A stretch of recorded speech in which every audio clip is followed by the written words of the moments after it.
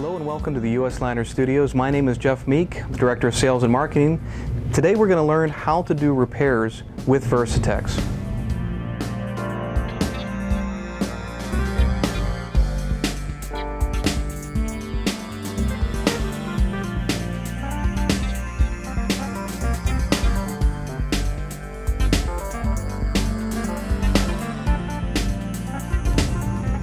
To get started, one of the first pieces that you need is just to cut off a piece depending on how large the damaged area is, but just to cut it to size. In this case, what I'm doing is actually just rounding the corners with basic common kitchen scissors, just so that you don't have a rough spot or a jagged spot. Now we're going to melt this in, but this at least gives you an idea of one of the little tricks to make it more successful. Okay. We have our repair piece now, and what we're going to do is actually put that on the damaged area of the wall, like so. We've got our Teflon piece that came in the repair kit, and we're going to put that on top of the damaged area. And using an industrial grade carpet seaming iron, we're literally going to iron the patch into the material. Now the trick to success of this whole thing is getting the plastic to temperature and to melt. So you want to apply a little bit of pressure, but the idea is that you're melting the plastic together, creating a perfect bond. So now all you do is you take the wet rag, you put it over the Teflon piece, and all this is doing then is cooling the plastic down, similar to the last step of our lamination process. Then you simply just peel back the Teflon, and you can see it's a perfect patch. Clean, fast, and effective.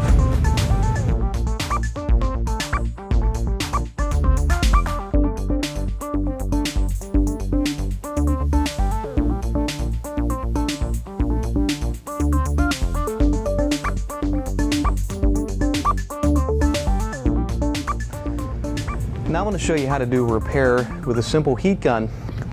What I have is a small damaged area on the wall behind me. I have a small repair patch. So what I did was I took a pair of needle nose pliers so I could hold it. That way I don't get my fingers burned. You'll learn soon enough. Don't make that mistake though. So the first thing we want to do, we're going to heat up the wall area first in the back side of the repair patch. Let me show you.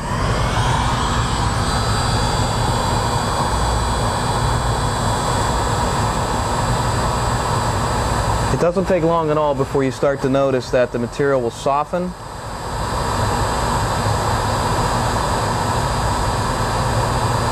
And the repair patch itself will slowly creep down over the damaged area. This method's very quick and fast.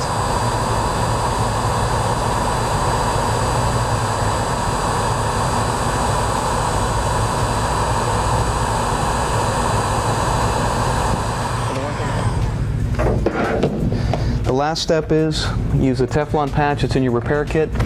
Also use a galvanized piece of pipe. You put that over it, and all you're going to do is roll the pipe like you would a pie crust. You just simply go up and up over it, roll it down.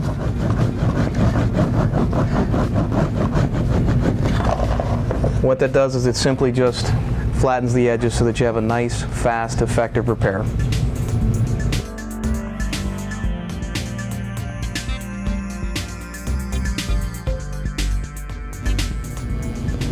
One of the tricks to success with this is that you have to allow the material to cool. Now, not long, I'm only talking about seconds, but let me show you how strong this is by trying to pull this patch back off the wall. And as you can see, I'm giving it some pretty good force, and it's not moving. And folks, there's no chemicals with this. That's the advantage, once again, of a thermoplastic versus a thermoset material. There's no chemicals, there's no VOCs, there's no styrenes. Folks, you saw how fast it was. That's the advantage of USLINER and Versitex repair material.